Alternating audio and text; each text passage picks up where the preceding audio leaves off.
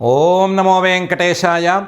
యోగమాయా గృహీత దేహ భోగమూలా జ్ఞానితాపోహ గోవింద గోవింద. స్వయోగమాయా సముపాత్త దేహినే విరించ ముఖ్యైరభిసంస్థుతాత్మనే కమండలు ఛత్రకుశాక్షమాలినే నమో నమోత్యద్భుతవామనాయతే అని భక్తజన మానస సరసయురహ నివాసి అయిన శ్రీనివాస పరమాత్మని వామన రూపంగా భావించి నమస్కరించుకుంటూ శ్రీ శుకుల వారు ఉపదేశం చేసిన శ్రీమద్భాగవతం యొక్క అధ్యయన కార్యక్రమాన్ని మనం ప్రారంభించుకుందాము. యథాప్రకారం శ్రీ గణేశ ప్రార్థనాదులతో కార్యక్రమానికి మంగళాచరణం చేసుకుందాము. శ్రీ గణేశ ప్రార్థన. అగజానన పద్మార్కం గజాననమహర్నిశం అనేకదంతం భక్తానాం ఏకదంతముపాస్మహే. శ్రీ గురు ప్రార్థన. గురుర్బ్రహ్మా గురుర్విష్ణు గురుర్దేవో మహేశ్వరః గురుః సాక్షాత్ పరం బ్రహ్మ తస్మై శ్రీ గురవే నమః. శ్రీనివాస ప్రార్థన. మంజులస్మితభూషాయ భంజితాజ్ఞానసేతవే అంజనాద్రినివాసాయ శ్రీనివాసాయ తే నమః. అథ సంకల్పః అస్మాకం ఉపాత్త సమస్త దురిత క్షయ ద్వారా బుద్ధిశుద్ధ్యర్థం విద్యాభివృద్ధ్యర్థం భక్తిజ్ఞానవైరాగ్యాది తదనుకూల సర్వసంపత్సమృద్ధ్యర్థం శ్రీపరమేశ్వర ప్రీత్యర్థం శ్రీమద్భాగవత పాఠం కరిష్యామహే. అస్య శ్రీమద్భాగవత స్తోత్ర మహామంత్రస్య నారద ఋషి బృహతి ఛంద శ్రీకృష్ణ పరమాత్మా దేవత బ్రహ్మబీజం భక్తిశక్తి జ్ఞానవైరాగ్యే కీలకం అస్మాకం శ్రీమద్భగవత్ప్రసాదసిద్ధ్యర్థే పాఠే వినియోగః. ధ్యానం నారాయణస్య పదయోజనయా రమణ్యాం వ్యాసప్రసూతశుకశౌనకవాక్యగణ్యాం భేదోద్గతప్రచురభీతిభిదానుగుణ్యాం భేదోద్గతప్రచురభీతిభిదానుగుణ్యాం శాబ్దీంగతిం విదత భాగవతం సుపుణ్యాం. శ్రీ గురుభ్యో నమః.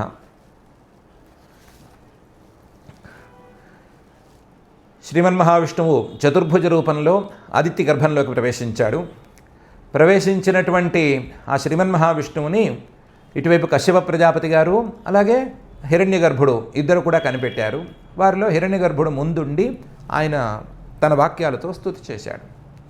తర్వాత ఏం జరిగింది అనే విషయాన్ని 18వ అధ్యాయంలో శ్రీశుక ఉవాచ శ్రీశుకుల వారు చెప్తున్నారు. ఇత్థం విరించస్తుత కర్మ వీర్య ప్రాదుర్బభూవామృతభూరదిత్యాం చతుర్భుజ శంఖ గదాబ్జచక్ర పిశంగవాసానలినాయతే క్షణః. ఈ విధంగా ఇత్థం విరించస్తుత కర్మ వీర్య. విరించుడు బ్రహ్మగారు స్తుతి చేస్తుంటే ఆ స్తుతిలో పరమాత్మ చేసేటువంటి కర్మలు అంటే దేవతల కోసం జన్మను కూడా నెత్తికెత్తుకోవటం అనేటువంటి కర్మ, ఆయన యొక్క ప్రభావం ఇవన్నీ కూడా స్పష్టంగా ప్రతిబింబిస్తూ ఉంటే విరించస్తుత కర్మ వీర్య. మా బ్రహ్మగారు చేసిన స్తుతిలో భాగమైనటువంటి ఈ కర్మలు వీర్యము అన్నీ ఉన్నటువంటి ఆ మహానుభావుడు ప్రాదుర్బభూవ ఆవిర్భవించాడు. ప్రాదుర్బభూవ ఆవిర్భవించాడు. తన రూపాన్ని అక్కడ ప్రకటమయ్యేటట్లు చేశాడు. జన్మించలేదు. ఎందుకంటే అమృత భూహు, ఆయనకి మృతి మరణము లేదు, భూహు జన్మ లేదు. మిగతా వాళ్ళకైతే మరణం ఉంటుంది, మరణం తర్వాత జన్మ అనేది వస్తుంది. ఎక్కడైనా సరే మరణం తర్వాతే జన్మ రావాలి, జన్మ తర్వాత మరణం అనేది కాదు, మరణం తర్వాత జన్మ అనేది రావాలి. అది జీవుల విషయంలో. ఈయన మాత్రం అలాంటి వాడు కాడు, అమృత భూహు. అయినా సరే ఆదిత్యాం ప్రాదుర్బభూవ, ఆదిత్యకి పిల్లవాడిగా పుట్టినట్లుగా రూపంతో ప్రకటమయ్యాడు. పిల్లవాడుగా పుట్టాడు అని ఎందుకు చెప్పుకోవటం లేదు మీరు? పిల్లవాడుగా పుట్టాడు, ఆదిత్య గర్భంలో ప్రవేశించాడన్నారు కదా. అంటే పిల్లవాడుగా పుట్టినవాడు పిల్లవాడిగా లేడు. చతుర్భుజ 4 భుజాలతో ఉన్నాడు. శంఖ గదాబ్జ చక్ర, శంఖము చక్రము గద తామర పువ్వు 4 చేతుల్లోనూ పుచ్చుకొని ఉన్నాడు. విషంగవాసాహ పట్టుబట్ట కట్టుకుని ఉన్నాడు. అప్పుడే పుట్టిన పిల్లలకి 4 చేతులు ఉంటాయా? 4 చేతుల్లో 4 ఆభరణాలు లాంటివో లేదా ఆయుధాలు లాంటివో ఉంటాయా? లేదా పట్టుబట్ట కట్టుకుని ఏ పిల్లవాడైనా పుడతాడా? నళినాయతే క్షణ, పుట్టిన వెంటనే ఏ పిల్లవాడైనా కళ్ళు తెరుస్తాడా తొందరపడి?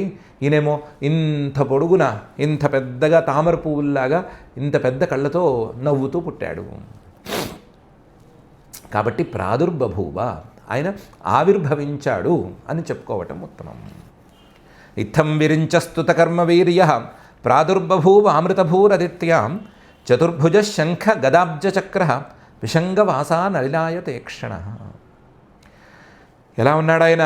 శ్యామావదాతో ఝషరాజకుండలత్విషోల్లస శ్రీవదనాంబుజ పుమాన్ శ్రీవత్సవక్షావలయాంగదోల్లసత్కిరీటకాంచీ గుణచారుణూపుర. శ్యామావదాత, నల్లవాళ్లలో కల్లా శ్రేష్టంగా ఉన్నాడు. నలుపుల్లో శ్రేష్టమైన నలుపుతో పుట్టాడు. ఝషరాజకుండల త్విషోల్లస శ్రీవదనాంబుజ పుమాన్, మకర కుండలాలతో పుట్టాడు. ఆ మకర కుండలాల తాలూకు మెరుపులు, కాంతులు ఆయన మొహం మీద ప్రతిఫలిస్తూ ఉంటే, అక్కడక్కడ చుక్కల్లాగా పడుతూ ఉంటే, త్విష ఉల్లసత్ శ్రీ, ఆయన మొహం తాలూకు కాంతి ఇనుముడిస్తూ ఉంటే, రెండింతలు అవుతూ ఉంటే, అలాంటి కాంతితో కూడిన తామర పువ్వు లాంటి అందమైన మొహంతో పుట్టాడు. పుమాన్, ఆ పరమపురుషుడు అలా ఉన్నాడు. శ్రీవత్సవక్ష, ఆయన వక్షస్థలం మీద శ్రీవత్సం అనే పేరుతో ఇంతలావు మత్స. వలయాంగదోల్లసత్కిరీట కాంచీ గుణచారునూపుర, అక్కడికక్కడ ఏ ఏ స్థానాల్లో ఏ ఏ ఆభరణాలు ఉండాలో ఆ ఆభరణాలన్నీ ఉన్నాయి. వలయాలు ఉన్నాయి, అక్కడక్కడ వేసుకోవాల్సినటువంటి బ్రేస్లెట్ లాంటివి ఉన్నాయి. అంగద, భుజాలకు పెట్టుకునేటువంటి అంగదాలు అనే పేరుతో ఆభరణాలు ఉన్నాయి. ఉల్లసత్ కిరీటం, బ్రహ్మాండమైన కిరీటం, చాలా ఎత్తైన కిరీటం ఒకటి ఉంది. కాంచీ గుణ, బంగారు మొలతరాడు ఉంది. చారు నూపుర, చివరికి కాలికి బంగారు అందెలు కూడా ఉన్నాయి, అందమైన అందెలు కూడా ఉన్నాయి. వీటన్నిటితో సహా ప్రాదుర్బభూవ. శ్యామావదాతో ఝషరాజకుండలత్విషోల్లసచ్శ్రీవదనాంబుజ పుమాన్ శ్రీవత్సవక్షావలయాంగదోల్లసత్కిరీటకాంచీ గుణచారునూపుర. మధువ్రతవ్రాత విఘుష్టయా స్మయా విరాజిత శ్రీవనమాలయా హరి ప్రజాపతేర్వేష్మతమస్వరోచిషా వినాశయన్ కంఠనివిష్టకౌస్తుభ. ఆయన పెద్ద వనమాల వేసుకొచ్చాడు. తులసి, తామర పూలు లాంటి 5 పదార్థాలతో కుట్టిన పెద్ద వనమాల. ఆ వనమాల నిండా మధువ్రత వ్రాతాలు, తుమ్మెదల యొక్క సమూహాలు. అవేమో విఘుష్టయ హరి హరి హరి హరి హరి హరి అని శబ్దాలు చేస్తున్నాయి. అది ఆయనకి మాత్రమే ప్రత్యేకం. ఆ వనమాల మరొకరు వేసుకోలేరు, మరొకరి దగ్గర లేదు.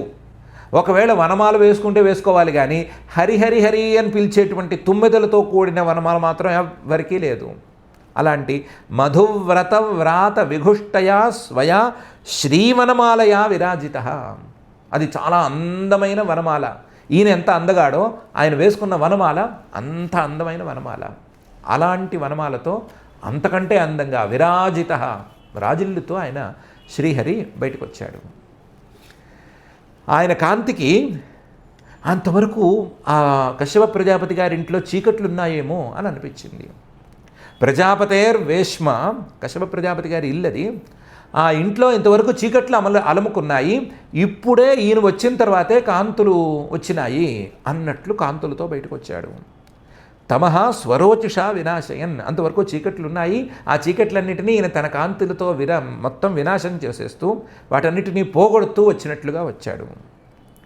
దీనికి తోడు కంఠనివిష్ట కౌస్తుభ, కంఠంలో కౌస్తుభం అనేటువంటి మణిని వేసుకుని మరీ వచ్చాడు. ఏదో పెద్ద మెరిసే మణి, ఆ మణి తాలూకు కాంతులేనేమో అన్నట్లు భ్రమింపజేసే మణి, అలాంటి మణిని మెడలో వేసుకుని మరీ వచ్చాడు. మధువ్రతవ్రాత విఘుష్టయా స్వయా విరాజిత శ్రీ వనమాలయా హరి ప్రజాపతేర్వేష్మ తమస్వరోచిషా వినాశయన్ కంఠ నివిష్ట కౌస్తుభ.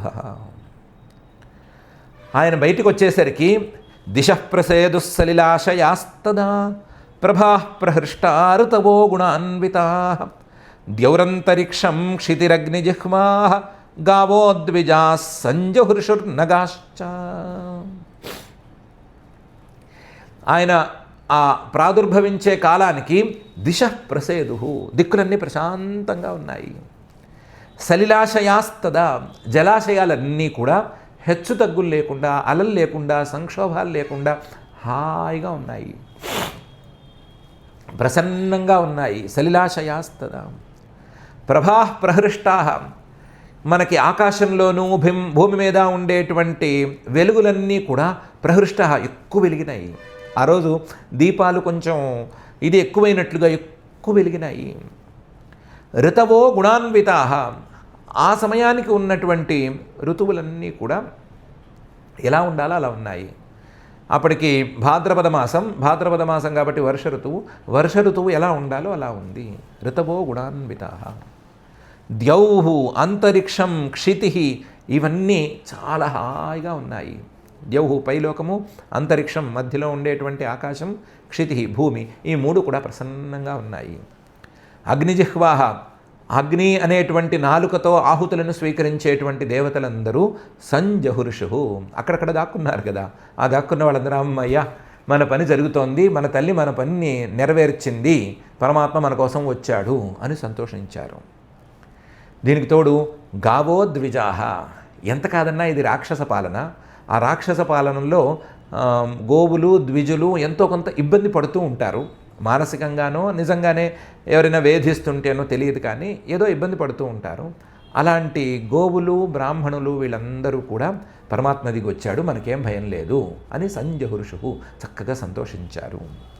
నగాశ్చ, చివరికి పర్వతాలు కూడా సంతోషించినాయి. మొత్తం ప్రపంచమంతా కూడా ప్రసన్నంగా మారిపోయింది.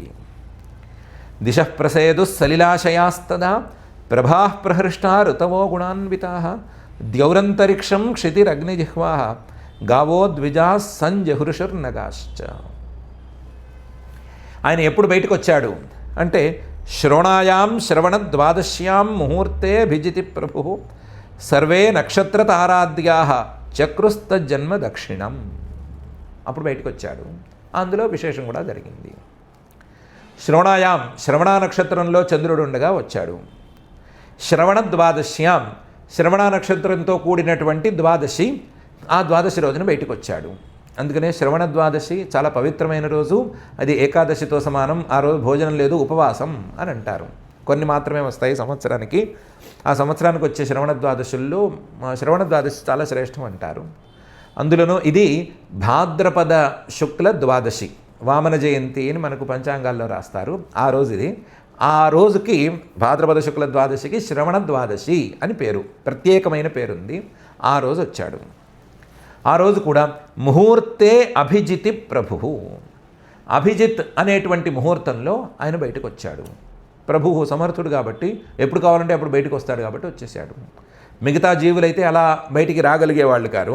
ఆయన వచ్చిన రూపంలో ఎవరూ రాలేరు, ఆయన వచ్చిన సమయంలో కూడా ఎవరూ రాలేరు.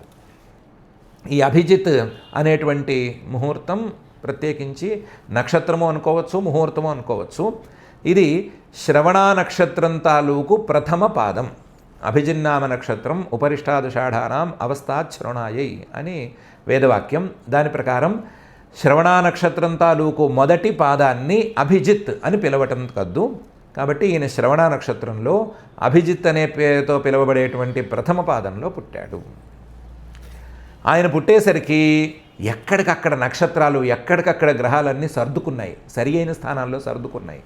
సర్వే నక్షత్ర తారాద్యా చక్రుస్తజ్జన్మ దక్షిణం. నక్షత్రాలన్నీ మంచి మంచి స్థానాలకు వెళ్ళిపోయినాయి. తారకలు అంటే కొన్ని గురు శుక్రుడు మొదలైనటువంటి గ్రహాలు, ఆ గ్రహాలన్నీ కూడా మంచి మంచి స్థానాల్లో సర్దుకున్నాయి. ఏ ఏ గ్రహాలు ఏ ఏ శుభస్థానాల్లో ఉంటే మంచి జరుగుతుందో ఆ శుభస్థానాలకు వెళ్ళిపోయినాయి. తారాద్యాహ ఇలా అన్నీ కూడా మనకి తెలిసినవి తెలియనివి అన్నీ కూడా మంచి చోట సర్దేసుకున్నాయి.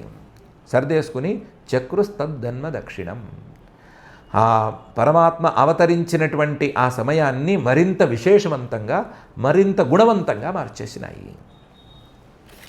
శ్రోణాయాం శ్రవణ ద్వాదశ్యాం ముహూర్తే భిజితి ప్రభు సర్వే నక్షత్రతారాద్యాశ్చక్రుస్తజ్జన్మ దక్షిణం.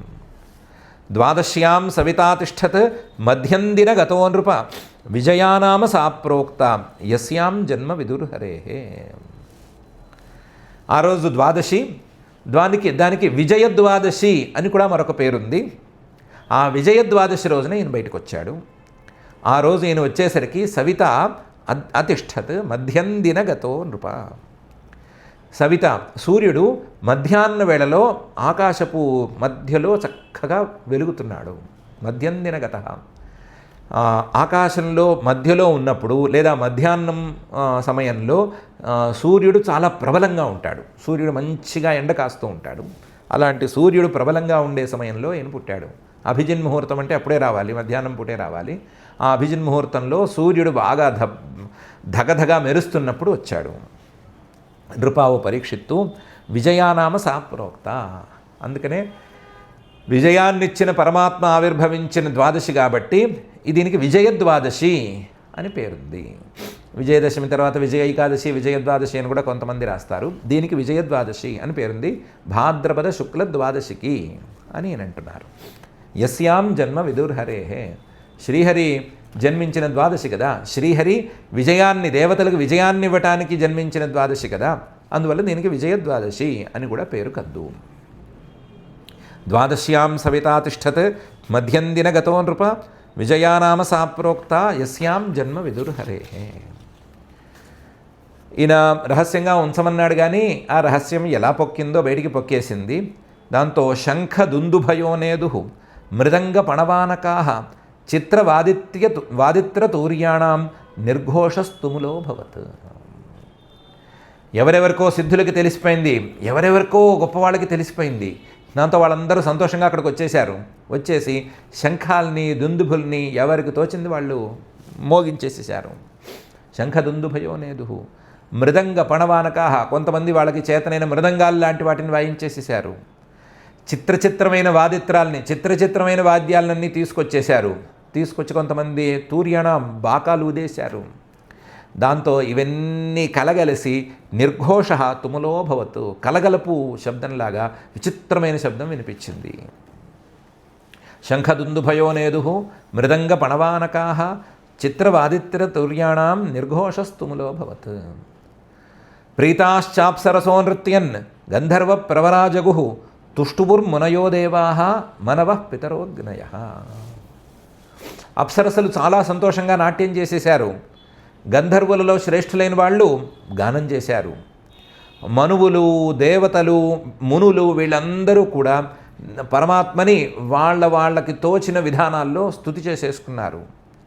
అలాగే మునులు, దేవతలు, మనవః స్వయంభువుడు మొదలైన మనువులు, పితరులు, అగ్నులు వీళ్ళందరూ కూడా తుష్టువు స్తుతి చేశారు. ప్రీతాశ్చాప్సరసో నృత్యన్ గంధర్వ ప్రవరాజగు తుష్టువుర్మునయో దేవాః మనవః పితరోగ్నయః.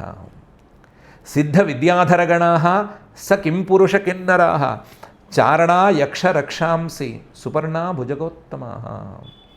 వీళ్ళు కాక ఎక్కడి నుంచి వచ్చారో సిద్ధులు వచ్చేశారు, విద్యాధరగణాల వాళ్ళు వచ్చారు, కింపురుషులు వచ్చేశారు, కిన్నరులు వచ్చారు, చారణులోనే జాతి వాళ్ళు వచ్చారు, యక్షులు కొంతమంది వచ్చారు, రాక్షసుల్లో కూడా కొంతమంది వచ్చేశారు. సుపర్ణాహ గరుత్మంతుడి జాతికి చెందిన పక్షులు వచ్చేశారు. భుజగోత్తమాహ సర్పాల్లో ఉత్తమమైన సర్పాలు చాలా వచ్చేసినాయి. వీళ్ళందరికీ ఎవరు చెప్పారో, ఎలా తెలిసిందో, వాళ్ళు ఏం సాధనలు చేస్తూ ఉండగా పరమాత్మ ఇలా ఆవిర్భవిస్తున్నాడు అని వాళ్ళకి తెలిసిందో, ఏ సమాధి స్థితిలో అందిందో, ఏ ధ్యాన స్థితిలో వాళ్ళకి గోచరించిందో తెలుసుకుని బిర్ర వచ్చేశారు. సిద్ధ విద్యాధరగణాః స కిం పురుష కిన్నరాః చారణా యక్షరక్షాంసి సుపర్ణా భుజగోత్తమాః. గాయంతః అతిప్రశంసంతః నృత్యంతో విబుధానుగాః ఆదిత్య ఆశ్రమపదం కుసుమై సమవాకిరన్. ఎవరు జన సమీకరణ చేద్దామని అనుకోలేదు. జనాలు వాళ్ళంతటి వాళ్ళే వచ్చేసుకున్నారు. వీళ్ళందరూ వచ్చేసి గాయంతః ఎవరికి తోచిన పాటలు వాళ్ళు పాడుతున్నారు. అతి ప్రశంసంతః ఎవరికి తోచిన ప్రశంసలు వాళ్ళు చేస్తున్నారు. ఆనందం పట్టలేక కొందరైతే నృత్యంతః డ్యాన్స్ కూడా చేసేస్తున్నారు. విబుధానుగాహ దేవతల తాలూకు అనుచరులు అందరూ కూడా, దేవతల్లో దాదాపు అందరూ దాక్కున్నారు. కాబట్టి దేవతలు ఎంతమంది వచ్చారో సరిగ్గా లెక్క తేలలేదు, కానీ విబుధానుగాహ దేవతల అనుచరులు మాత్రం బాగా చాలామంది వచ్చారు. గంధర్వులు మొదలైన వాళ్ళందరూ వాళ్లకు తోచిన విధానాల్లో ఆనందాన్ని వ్యక్తం చేసేసుకున్నారు. అసలు ఇదంతా కాదని ఆదిత్యాహ ఆశ్రమ పదం, అదితి గారి నివాసం ఉండేటువంటి ఆ ఆశ్రమం మొత్తాన్ని కుసుమై సమవాకిరన్ పుష్పవృష్టితో నింపేశారు. ఇంటి పరమాత్మ మీదే పుష్పవృష్టి అని కాకుండా అసలు పరమాత్మ ఆవిర్భవించిన అదితి ఆశ్రమమే చాలా గొప్పది అని అనుకుని అదితి ఆశ్రమం మొత్తాన్ని పుష్పాలతో నింపేశారు. గాయంతోతి ప్రశంసంతో నృత్యంతో విబుధానుగాహ ఆదిత్యా ఆశ్రమపదం కుసుమై సమవాకిరన్. ఇది బయట, లోపలికి ఎవరికి ప్రవేశం లేదు. లోపల కశ్యప ప్రజాపతి గారు అదితి ఇద్దరే ఉన్నారు. వాళ్ళకి ఇది పరమాశ్చర్యం. దృష్ట్వాదితిస్తం నిజగర్భ సంభవం పరం పుమాంసం ముదమాప విస్మిత గృహీతదేహం నిజయోగమాయయా ప్రజాపతిశ్చాహ జయేతి విస్మిత. అదితి విస్మిత, ప్రజాపతి విస్మిత. పుల్లింగం స్త్రీలింగం ఇంతే. ఇద్దరూ ఆశ్చర్యపోయారు. ఇద్దరు ఏమనుకున్నారు, కడుపు వచ్చింది అంటే 9 నెలలు నిండిన తర్వాత చక్కగా పసిపిల్లవాడు పుడతాడు, ఏదో కేరింతలు, మొదట్లోనేమో పాలు ఇవ్వటము, తర్వాత పెరగటము, తర్వాత ఆటలాడుకోవటము అని ఇవన్నీ అనుకున్నారు. ఆ సీన్లు ఏం లేవు. చతుర్భుజాలతో 4 ఆయుధాలు, శంఖచక్రాలు అన్నీ పట్టుకుని దిగాడు ఆయన. దృష్ట్వా ఆ రూపంలో ఉన్న ఆయన్ని చూసింది ఎవరు, అదితి. తం నిజగర్భ సంభవం, నమ్మలేకపోయింది. వచ్చినవాడు తన గర్భంలోంచి వచ్చాడు, కానీ తన గర్భంలో ఉండవలసిన రూపంలో మాత్రం లేడు. 4 భుజాలతోనూ పట్టుబట్ట కట్టుకుని నళినాయతే క్షణ, ఓ మెడలో కౌస్తుభమణి ఇవన్నీ వేసుకుని తన గర్భంలో ఎక్కడ ఉంటాడు? ఇది వైకుంఠంలో ఉండే రూపం. ఈ గర్భంతో తన గర్భంలోంచి ఎలా వచ్చాడు ఈ రూపంతోనూ? ఆశ్చర్యపోయింది. పరం పుమాంసం, ఆయనేమో పరమపురుషుడు. వచ్చినవాడు తన గర్భంలోంచే వచ్చాడని తెలుస్తోంది, వచ్చినవాడు పరమపురుషుడు అని తెలుస్తోంది. దాంతో తన గర్భంలోంచి వచ్చాడు అనే కారణంతో ముదమాప సంతోషించింది. పరమపురుషుడు వచ్చాడు, పరమపురుషుడు ఈ రూపంతో వచ్చాడు అనే కారణంతో విస్మిత ఆశ్చర్యపోయింది. ఇదేమి రూపం, ఈ రూపంలో వచ్చాడేమి అని ఆశ్చర్యపోయింది. ఇది అదితి గారి తంతు. ప్రజాపతి గారి పరిస్థితి ఇంకా అన్యాయంగా ఉంది. గృహీత దేహం నిజ యోగ మాయయ. ప్రజాపతి గారు పరమాత్మకి శరీరం లేదు అని గట్టిగా నమ్ముతూ వచ్చాడు, కానీ ఒక దేహంతో పరమాత్మ ఎదురకుండా వచ్చాడు. ఇప్పుడు గృహీత దేహ, ప్రజాపతి గారు మాయారూపం పరమాత్మగా అట్టదు అని అనుకున్నాడు, కానీ నిజ యోగ మాయయ గృహీత దేహ, తన యోగమాయతోనే ఒక శరీరాన్ని చేసుకుని ఆ శరీరంతోనే వచ్చాడు.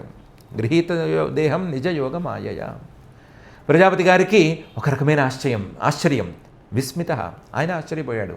ఈయన యోగమాయతో ఏదైనా చేయగలడు, యోగమాయతో చతుర్భుజ రూపంతో తల్లి గర్భంలోంచి బయటికి రాగలడు, ఏమైనా చేయగలడు అని అనుకుని ప్రజాపతిశ్చ కాస్త తమాయించుకుని పుట్టాడు కదా, ఆయన వచ్చాడు కదా, వచ్చిన వాడికి మంచి మాట పలకాలి అని జయ అని మాత్రం పలకగలిగాడు.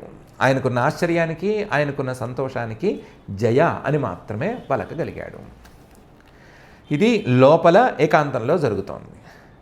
దృష్ట్వాదితిస్తం నిజగర్భ సంభవం పరం పుమాంసం ముదమాప విస్మిత గృహీతదేహం నిజయోగ మాయయా ప్రజాపతిశ్చాహ జయేతి విస్మిత.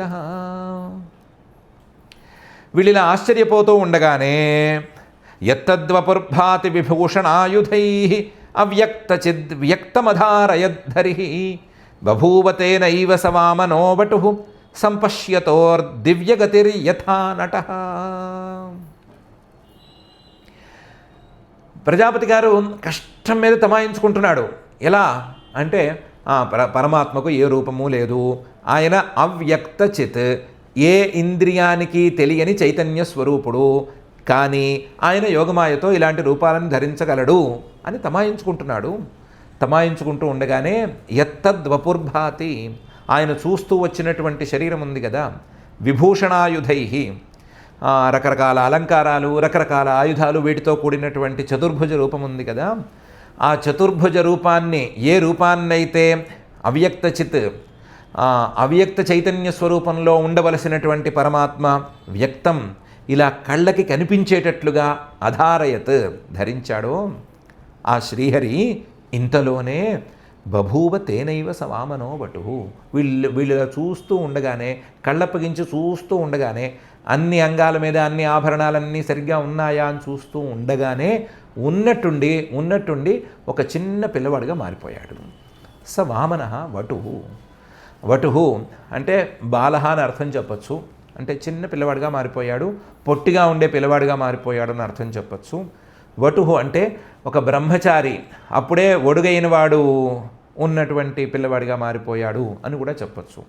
రెండిట్లో ఏది అని మనం తేల్చుకొని ఇవ్వకుండా వామనో వటు అని శ్రీశుకుల వారు చెప్తున్నారు. కానీ ఆశ్చర్యం ఏంటంటే చతుర్భుజ రూపం నుంచి ఉన్నట్టుండి వామన వటు రూపానికి ఆయన మారిపోయాడు. సంపశ్యతో ఈ తల్లిదండ్రులిద్దరూ కశ్యప ప్రజాపతి గారు అదితి గారు చూస్తూనే ఉన్నారు. దివ్యగతి, ఆయన ఏ విధానికి ఎప్పుడు మారుతాడో చెప్పటం అనేది ఎవరి వల్ల కాదు కదా, అలౌకికమైనటువంటి విధానం ఉన్నవాడు కదా పరమాత్మ. అందుకని ఉన్నట్టుండి మారిపోయాడు. చెప్పుకోవాలంటే ఒకటే ఒక దృష్టాంతం ఉంది. యథా నటః, నాటకంలో ఒక వేషం వేసి ఆ వేషంలో బాగున్నాడు, ఇతను బాగా మెప్పిస్తున్నాడు అని అనుకునే లోపలే ఉన్నట్టుండి ఆ వేషం తీసేసి దానికి పూర్తి విరుద్ధమైన వేషాన్ని క్షణాల్లో వేసుకుని వచ్చేసిన నటుడు ఉంటాడు కదా, ఆశ్చర్యచకితులను చేసే నటుడు ఉంటాడు కదా, అలా ఉన్నాడు అని మాత్రం ఉదాహరణ చెప్పచ్చు. యథా నటః, నటుడిలాగా ఆ వేషం విప్పేసి ఈ వేషం వేసుకుని మళ్ళీ వచ్చేసాడు. చతుర్భుజాలు లేవు, చతుర్భుజాలకి ఆయుధాలు లేవు, దాంట్లో ఆభరణాలు లేవు, ఏమీ లేవు, పొట్టి పిల్లవాడి రూపంలో మళ్ళీ వచ్చేసాడు. ఇంతకీ ఈ ఆవిర్భావాన్ని, చతుర్భుజ రూపంలో వచ్చిన ఆవిర్భావాన్ని లెక్క తీసుకోవాలా, ఈ వామనవటు రూపంలో వచ్చిన ఆవిర్భావాన్ని లెక్కలోకి తీసుకోవాలా అని తల్లిదండ్రులకే తేలన్నట్లుగా చేసేసాడు. యత్తద్వపుర్భాతి విభూషణాయుధై అవ్యక్తచిద్ వ్యక్తమధారయద్ధరి బభూవ తేనైవ స వామనో వటు సంపశ్యతోర్దివ్యగతిర్యథా నటః. ఈ వామనవటువుని బయటికి తెచ్చారు. తెచ్చేసరికి తం వటుం వామనం దృష్ట్వా మోదమానా మహర్షయః కర్మాణి కారయామాసు పురస్కృత్య ప్రజాపతిం. ఆ పొట్టి పిల్లవాడిని బయటికి తీసుకొచ్చారు. తీసుకొచ్చిన పిల్లవాడిని అందరూ మహర్షుల్ని చూశారు. మహర్షయః చూశారు. చూసిన వాళ్ళు మోదమానాః సంతోషించారు. సంతోషించి ఏం చేశారు, కశ్యప ప్రజాపతి గారితో చెప్పి, పిల్లవాడు పుట్టాడు, నువ్వు చెయ్యాలి. ఎవరు పుడితే నీకేమి, పరమాత్మ వస్తే నీకేమి, ఇంకో జీవుడు వస్తే నీకేమి, పిల్లవాడు పుడితే జాతకర్మ చేయాలి, పిల్లవాడు పుడితే నామకరణం చేయాలి, పిల్లవాడు పుడితే చౌలం చేయాలి, పిల్లవాడు పుడితే ఉపనయనం చేయాలి. మనకున్నది సంస్కార విధానాలే కదా, చేసేద్దాం, పరమాత్మ కూడా సంస్కారాలు చేసేద్దాం అని సంస్కారాలన్నీ చేసేశారు. కర్మాణి కారయామాసు, వాళ్ళందరూ చేయించేసేశారు. ప్రజాపతి గారిని ముందుంచారంతేను. ఎవరికి వాళ్ళు మేం చేస్తామంటే మేం చేస్తాం, మేము పరమాత్మ తాలూకు జాతకర్మలో వేలు పెట్టాలి అని ఒక ఆయన, నేను పరమాత్మ తాలూకు చౌలంలో చేతులు పెట్టాలి అని ఇంకొక ఆయన, ఇలా అందరూ పోటీలు పడి ఈయనకి సంస్కారాలు చేసేశారు. తం వటం వామనం దృష్ట్వా మోదమానా మహర్షయః కర్మాణి కారయామాసు పురస్కృత్య ప్రజాపతిం. కొంచెం నాటకీయంగా ఉండటానికి ఏం చెప్పుకుందామంటే, ఈయన రావటమే కొంచెం పొట్టి పిల్లవాడిగా ఉపనయనానికి యోగ్యమైన వయసులో వచ్చేసాడు అని చెప్పుకున్నాము. ఉపనయనం వయసు వరకు చేయవలసిన సంస్కారాలు ఏం చేయకపోతే ఏం చేయాలి అంటే, ఉపనయనం సమయంలో ఆ సంస్కారాలన్నిటినీ చేయాలి, ప్రాయశ్చిత్తపూర్వకంగా చేయాలి కదా. అలాగే ప్రాయశ్చిత్తపూర్వకంగా అన్నీ చేసేశారు. చేసి ఉపనయనం అనే సమయానికి తెచ్చారు. తస్యోపనీయమానస్య సావిత్రీం సవితాబ్రవీత్ బృహస్పతిర్బ్రహ్మసూత్రం మేఖలాం కశ్యపో దదాత్.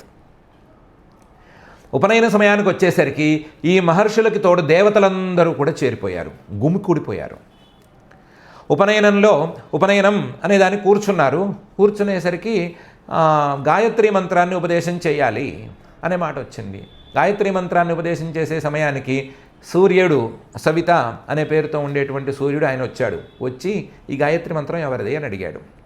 ఈ గాయత్రి మంత్రం ఏ అర్థంలో ఉంది, ఈ గాయత్రి మంత్రంలో దేవత ఎవరు అని అడిగాడు. అడిగితే సవిత అనే నువ్వే అని చెప్పారు అందరూ. మరి గాయత్రి మంత్రం నేనే కదా ఉపదేశం చేయాలి అని చెప్పి ఆయనే గాయత్రి మంత్రాన్ని ఉపదేశం చేసేశాడు. తస్య ఉపనీయమానస్య సావిత్రీం సవిత అబ్రవీత్. ఈ లోపల యజ్ఞోపవీతం వేయాల్సిన సమయం వచ్చింది. యజ్ఞోపవీతం వేయాల్సిన సమయం వచ్చేసరికి ఎక్కడి నుంచి వచ్చాడో బృహస్పతి గారు పరిగెత్తుకుంటూ వచ్చి ఈ యజ్ఞోపవీతం వేసే పని నాది అని చెప్పి ఆయన యజ్ఞోపవీతం వేసేశాడు. బృహస్పతిర్బ్రహ్మసూత్రం. ఈ లోపల కశ్యప ప్రజాపతి గారు లబలబలాడాడు, నన్ను కూడా ఉపనయనంలో ఏమైనా చేయించండి అయ్యా అని. అయితే ఓ పని చెయ్యి, ఈయనకి బ్రహ్మచారికి మేఖల అని ఒకటి చుట్టాలి, దర్భ అని దొరుకుతుంది, ముంజగడ్డి అని దొరుకుతుంది తెలుగులో, దాన్ని ముంజ అని పిలుస్తారు. దాంతో అల్లి ఒక తాడులాగా పేని ఒక నడుముకు చుట్టుకునేటువంటి మేఖల అనే పేరుతో ఉండే ఒక పదార్థం తయారు చేస్తారు, అది మాత్రం నువ్వు కట్టుకోపో అన్నారు. దాంతో మేఖలాం కశ్యప అదదాత్. ఆ మేఖల వరకు కశ్యప ప్రజాపతి గారు ఇవ్వగలిగాడు. అంతవరకు ఆయనకు అవకాశం ఇచ్చారు. తస్యోపనీయమానస్య సావిత్రీం సవితాబ్రవీత్ బృహస్పతిర్బ్రహ్మసూత్రం మేఖలాం కశ్యపో దదాత్. దదౌ కృష్ణాజనం భూమి దండం సోమో వనస్పతి కౌపీన ఆచ్ఛాదనం మాతా ద్యౌశ్ఛత్రం జగతపతే. భూదేవి వచ్చింది. భూదేవి వచ్చి కృష్ణాజనం నేను ఇస్తాను. కృష్ణాజనం అంటే జింక చర్మం.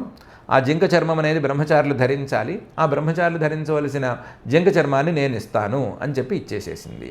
దదౌ కృష్ణాజనం భూమి. బ్రహ్మచారి మోదుగ దండాన్ని పట్టుకుని ఉండాలి. బ్రాహ్మణులైతే మోదుగ దండము, ఏదో క్షత్రియులైతే రావి, వైశ్యులైతే ఇంకోటి అని నియమాలు ఉన్నాయి. ఎవరి ఉపనయనాల్లో వాళ్ళకేం నియమాలు ఉన్నాయి. ఆ నియమాల ప్రకారం ఈయన మోదుగ దండం, పాలాశ దండం పట్టుకోవాలి. ఆ పాలాశ దండాన్ని వనస్పతి, మొత్తం చెట్ల జాతులన్నిటికీ రాజైనటువంటి సోముడు, చంద్రుడు వచ్చి నేను ఇస్తాను అని చెప్పి ఇచ్చాడు. దండం సోమో వనస్పతి. ఈ లోపల తల్లి అదితి గారు నేను కూడా ఏమన్నా ఇవ్వాలి కదా అంటే నువ్వు కౌపీనం ఇచ్చుకోపో అని ఆవిడకి అనుమతి ఇచ్చినట్టున్నారు. దాంతో కౌపీనాచ్ఛాదనం మాత, బ్రహ్మచారికి ఇవ్వవలసినటువంటి కౌపీనాన్ని మాత తల్లి అయిన అదితి ఇచ్చింది. ద్యౌశ్ఛత్రం జగతపతే.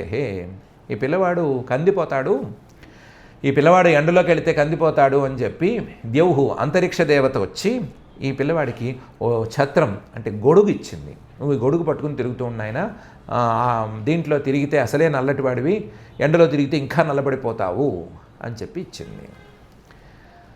దదౌ కృష్ణాజనం భూమి దండం సోమో వనస్పతి కౌపీన ఆచ్ఛాదనం మాత ద్యౌశ్ఛత్రం జగతపతే. ఈ లోపల ఈ పిల్లవాడు బ్రహ్మచారి ఆచమనం చేయడానికి పంచపాత్ర ఎవరు ఇవ్వాలి అంటే మేనమామ ఇవ్వాలా, మాతామహుడు ఇవ్వాలా అని పీక్కునే సమయంలో కమండలం వేదగర్భ కుశాన్ సప్తర్షయో దదు అక్షమాలాం మహారాజ సరస్వత్యవ్యయాత్మన. ఆ సమయానికి బ్రహ్మ సరస్వతి ఇద్దరూ దిగొచ్చేశారు. వచ్చేసి బ్రహ్మగారు అన్నాడు, ఎవ్వరూ వెతుక్కోక్కర్లేదు, పంచపాత్ర ఎక్కడ చేయించాలని చూడొద్దు, నా చేతిలో ఎప్పుడూ కమండలు ఉంటుంది, ఆ కమండలు నేను ఇచ్చేస్తున్నాను పిల్లవాడికి అని చెప్పి ఇచ్చేశాడు. కమండలం వేదగర్భ, ఎప్పుడు వేదాలనే వల్లిస్తూ ఉండే, ఎప్పుడూ కడుపులో వేదాలను ఉంచుకుని వేదాలతోనే కాలక్షేపం చేసేటువంటి బ్రహ్మగారు తన చేతిలో ఉండే కమండలుని పిల్లవాడికి ఇచ్చేశాడు. సప్తర్షులు వాళ్ళు వచ్చి పిల్లవాడికి కావాల్సిన దర్భలు ఇచ్చారు. కుశాన్ సప్తర్షయో దదుహు. దర్భలతో పిల్లవాడు ఏం చేసుకుంటాడు అంటే పవిత్రం చేసి పెట్టుకుంటాడు, లేదా దర్భల మీద కూర్చుంటాడు, ఏమైనా సరే సప్తర్షులు వాళ్ళు అనుకున్నట్లుగా దర్భలు తీసుకొచ్చి ఇచ్చారు. సరస్వతి అమ్మవారు కూడా వచ్చింది కదా, ఆవిడేమో బ్రహ్మగారు కమండలు ఇచ్చారు కదా, చేతిలో ఉన్న కమండలు, అలాగే నా చేతిలో ఉండే జపమాలను నేను ఇవ్వవలసిందే. సరస్వతి అమ్మవారి చేతిలో ఎప్పుడు జపమాల ఉంటుంది, ఆ జపమాలను నేను ఇవ్వవలసిందే అని జపమాలని ఆవిడిచ్చేసింది. అక్షమాలాం సరస్వతి. మహారాజా, ఓ మహారాజా, ఎవరికి వాళ్ళు పోటీ పడి మేమిస్తామంటే మేమిస్తాము అని ఇచ్చారు. ఎవరికి ఇచ్చారు అంటే అవ్యయాత్మన, తన స్వరూపంలో ఏ రకమైన వ్యయము ఉండనటువంటి, ఏ కొత్త పదార్థము చేరని, ఏ పదార్థము తనలోంచి బయటికి వెళ్ళని, సమానంగా ఉండే ఒకే రూపంలో ఉండేటువంటి పరమాత్మకి వీళ్ళందరూ ఇవన్నీ ఇచ్చారు. కమండలం వేదగర్భ కుశాన్ సప్తర్షయో దదు అక్షమాలాం మహారాజ సరస్వత్యవ్యయాత్మన. తస్మా ఇత్యుపనీతాయ యక్షరాట్ పాత్రికామదాత్ భిక్షాం భగవతి సాక్షాత్ ఉమాదాత్ అంబికా సతీ. ఈ రకంగా ఉపనయనం చేసేసరికి అతనికి భిక్షపాత్ర ఇవ్వాలి. బ్రహ్మచారి అంటేనే చేతిలో భిక్షపాత్ర పట్టుకుని భవతి భిక్షాందేహి అని అంటూ నలుగురు తల్లుల దగ్గర భిక్ష తీసుకుని ఆ భిక్షని తీసుకెళ్ళి గురువుగారికి ఇచ్చి గురువుగారు తినమంటే తిని చదువుకుంటూ కూర్చోవాలి. ఈ భిక్షపాత్ర అని వెతుక్కుంటుంటే తస్మా ఇత్యుపనీతాయ యక్షరాట్ అంటే కుబేరుడు ఆయన వచ్చి పాత్రికామదాత్ నేను ఇస్తానులే అని మంచి పాత్రని ఇచ్చాడు. ఈ భిక్ష పాత్ర ఇచ్చాడు, సరే అందులో భిక్ష వేయాలి కదా. ప్రథమ భిక్ష ఎవరు వేయాలి అంటే ప్రథమ భిక్ష తల్లి వేయాలి అని నియమం ఉంది. తల్లితోనే ప్రథమ భిక్ష పెట్టించాలి. ఉపనయనంలో ప్రథమ భిక్ష తల్లితో పెట్టించాలి. పిల్లవాడు భవతి భిక్షాందేహి అనగానే తల్లి వచ్చి భిక్ష పెట్టాలి. ఈ భిక్ష పెట్టవలసిన సమయంలో అదితి నేను భిక్ష పెడతాను అని అనుకునే సమయంలో నువ్వెవరు పెట్టడానికి అని పార్వతీ అమ్మవారు వచ్చేసింది. ఆవిడంది నేను జగజ్జననిని, అందరికీ తల్లిని నేనే పెట్టాలి భిక్ష అనని భిక్షాం భగవతి సాక్షాత్ ఆవిడే దిగొచ్చేసేసి పూజనీయురాలైనటువంటి ఉమా పార్వతీదేవి సతీ జగజ్జనని అయినటువంటి ఆవిడే దిగి తల్లిగా నేనే ప్రథమ భిక్ష పెడతాను అని పెట్టేసింది. తస్మా ఇత్యుపనీతాయ యక్షరాట్ పాత్రికామదాత్ భిక్షాం భగవతి సాక్షాత్ ఉమాదాద్ అంబికా సతీ స బ్రహ్మవర్చసేనైవం సభాం సంభావితో వటు బ్రహ్మర్షిగణ సంజుష్టాం అత్యరోచతమారిష. ఇలా ఉపనయనం పూర్తయింది. ఉపనయనానికి వచ్చిన వాళ్ళందరూ దేవతలు, ఉపనయనానికి వచ్చిన వాళ్ళందరూ సప్తఋషులు, ఉపనయనానికి వచ్చిన వాళ్ళందరూ మహర్షులు, పెద్ద పెద్ద సామర్థ్యం ఉన్నవాళ్ళు, పెద్ద పెద్ద విభూతులు ఉన్నవాళ్ళు, వాళ్ళందరితోనూ ఉపనయన సభ నిండిపోయింది.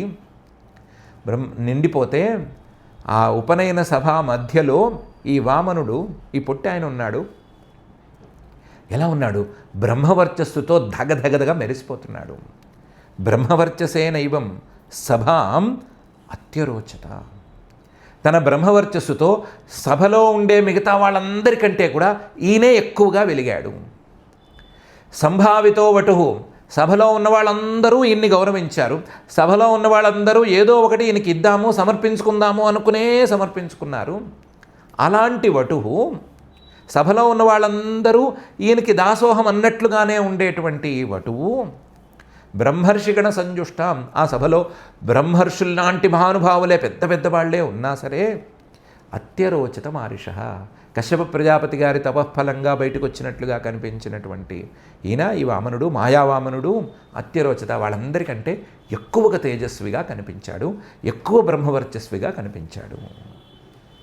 స బ్రహ్మవర్చసేనైవం సభాం సంభావితో వటు బ్రహ్మర్షిగణ సంజుష్టాం అత్యరోచిత మారిష సమిద్ధమాహితం వహ్నిం కృత్వా పరిసమోహనం పరిస్తీర్య సమభ్యర్చ్య సమిద్భిరజుహోద్విజ. అందరూ ఆయా పదార్థాలను ఇవ్వటమైతే ఇచ్చారు, కానీ సంస్కారంలో చేయవలసినటువంటి క్రియల్ని మాత్రం కశ్యప ప్రజాపతి గారు తప్ప మరొకరు చేయడానికి వీల్లేదు. గురువుగాను తండ్రిగాను ఆయనే చేయాలి.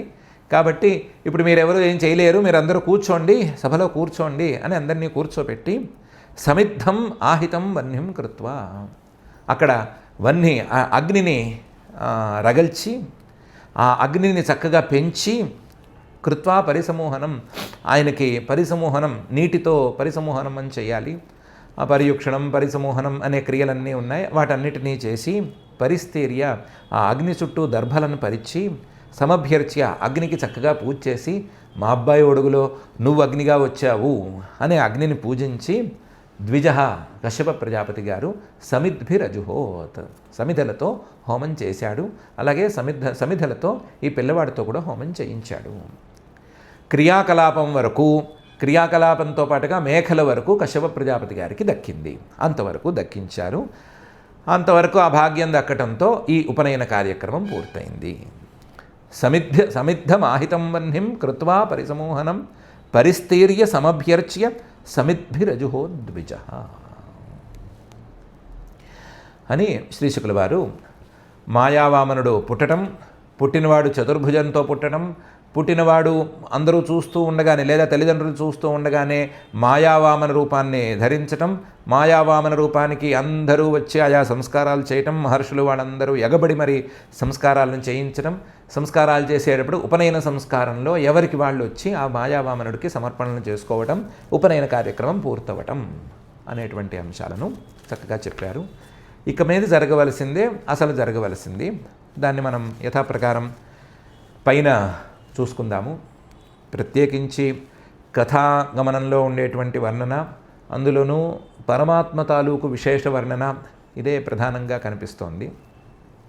పరమాత్మ ఎక్కడెక్కడ ఆవిర్భవించినా అక్కడ ఏదో ఒక అద్భుతం చేస్తాడు, లేదా అందులో కొన్ని విశేషాలను లేదా ప్రసన్నతను తీసుకొస్తాడు అనేటువంటి అంశమే ప్రధానంగా కనిపిస్తోంది.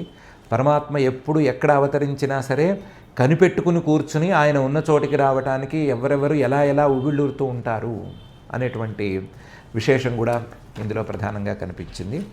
ఈ ప్రధానమైనటువంటి విషయాల్ని మనసులో ఉంచుకుంటూ మనకి కూడా పరమాత్మ ఎక్కడైనా అవతరించినా లేదా పరమాత్మ అవతరించిన చివరి స్థానమైనటువంటి మన మనసులోనైనా సరే ఆ పరమాత్మను గుర్తించి ఆ పరమాత్మ దగ్గరగా వెళ్ళేటువంటి భావాన్ని ప్రసాదించవలసిందిగా ఆ భక్తజన మానస సరసీవృహ నివాసి అయిన శ్రీనివాస పరమాత్మని భక్తిగా ప్రార్థించుకుంటూ ఈ కార్యక్రమంలో మనం శ్లోకాలను పారాయణ చేసుకుందాం.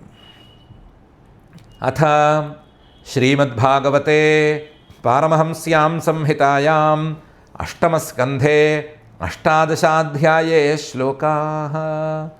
శ్రీశుక ఉవాచ ఇత్థం విరించస్తుతకర్మవైర్యః ప్రాదుర్బభూవామృతభూరదిత్యాం చతుర్భుజः శంఖగదాబ్జచక్రः పిశంగవాసానలినాయతే క్షణః. శ్యామావదాతో ఝషరాజకుండలత్విషోల్లసచ్శ్రీవదనాంబుజः పుమాన్ శ్రీవత్సవక్షావలయాంగదోల్లసత్కిరీటకాంచీ గుణచారునూపురः. మధువ్రతవ్రాతవిఘుష్టయా స్వయా విరాజితశ్రీవనమాలయా హరిః. ప్రజాపతేర్వేష్మతమస్వరోచిషా వినాశయన్ కంఠనివిష్టకౌస్తుభః. దిశః ప్రసేదుస్సలిలాశయాస్తదా ప్రభాః ప్రహృష్టా ఋతవో గుణాన్వితాః. ద్యౌరంతరిక్షం క్షితిరగ్నిజిహ్వాః గావో ద్విజాः సంజహృషుర్నగాశ్చ. శ్రోణాయాం శ్రవణద్వాదశ్యాం ముహూర్తేభిజితి ప్రభుః. సర్వే నక్షత్రతారాద్యాః చక్రుస్తజ్జన్మదక్షిణం. ద్వాదశ్యాం సవితా తిష్టత్ మధ్యం దినగతో నృప. విజయానామ సా ప్రోక్తా యస్యాం జన్మ విదుర్హరేః. శంఖదుందుభయో నేదుః మృదంగపణవానకాః. చిత్రవాదిత్రతూర్యాణాం నిర్ఘోషస్తు మూలోऽభవత్. ప్రీతాశ్చాప్సరసో నృత్యన్ గంధర్వప్రవరా జగుః. తుష్టువుర్మునయో దేవాః మనవః పితరోऽగ్నయః. సిద్ధవిద్యాధరగణాః సకిం పురుషకిన్నరాః. చారణాయక్షరక్షాంసి సుపర్ణాభుజగోత్తమాః. గాయంతోతి ప్రశంసంతః నృత్యంతో విబుధానుగాః. అదిత్యా ఆశ్రమపదం కుసుమైః సమవాకిరన్. దృష్ట్వాదితిస్తం నిజగర్భసంభవం పరం పుమాంసం ముదమాపవిస్మితా. గృహీతదేహం నిజయోగమాయయా ప్రజాపతిశ్చాహ జయేతి విస్మితః. యత్తద్వపుర్భాతి విభూషణాయుధైః అవ్యక్తచిద్వ్యక్తమధారయద్ధరిః. బభూవ తేనైవ స వామనో వటుః సంపశ్యతోర్దివ్యగతిర్యథా నటః. తం వటుం వామనం దృష్ట్వా మోదమానా మహర్షయః. కర్మాణి కారయామాసుః పురస్కృత్య ప్రజాపతిం. తస్యోపనీయమానస్య సావిత్రీం సవితాబ్రవీత్. బృహస్పతిర్బ్రహ్మసూత్రం మేఖలాం కశ్యపో దదాత్. దదౌ కృష్ణాజినం భూమి దండం సోమో వనస్పతి కౌపీనాచ్ఛాదనం మాత ద్యౌశ్ఛత్రం జగతః పతేః కమండలుం వేదగర్భః కుశాన్ సప్తర్షయో దదుః అక్షమాలాం మహారాజ సరస్వత్యవ్యయాత్మనః తస్మా ఇత్యుపనీతాయ యక్షరాట్ పాత్రికామదాత్ భిక్షాం భగవతీ సాక్షాత్ ఉమాదాదంబికా సతీ సబ్రహ్మవర్చసేనైవం సభాం సంభావితో వటుః బ్రహ్మర్షిగణసంజుష్టాం అత్యరోచతమారిషః సమిద్ధమాహితం వహ్నిం కృత్వా పరిసమూహనం పరిస్తీర్య సమభ్యర్చ్య సమిద్భిరజుహోద్విజః ఇతి శ్రీమద్భాగవతే పారమహంస్యాం సంహితాయాం అష్టమస్కంధే అష్టాదశాధ్యాయే శ్లోకాః. అథ క్షమా ప్రార్థనా యదక్షరపదభ్రష్టం మాత్రాహీనం తు యద్భవేత్ తత్సర్వం క్షమ్యతాం దేవ నారాయణ నమోऽस्तु తే. అథ భగవత్సమర్పణం. కాయేన వాచా మనసేంద్రియైర్వా బుద్ధ్యాత్మనా వా ప్రకృతే స్వభావాత్ కరోమి యద్యత్ సకలం పరస్మై నారాయణాయేతి సమర్పయామి. అథ లోకక్షేమ ప్రార్థనా.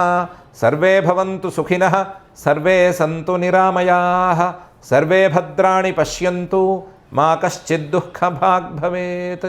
అథ మంగళం శ్రియః కాంతాయ కళ్యాణ నిధయే నిధయేర్థినాం శ్రీవేంకటనివాసాయ శ్రీనివాసాయ మంగళం.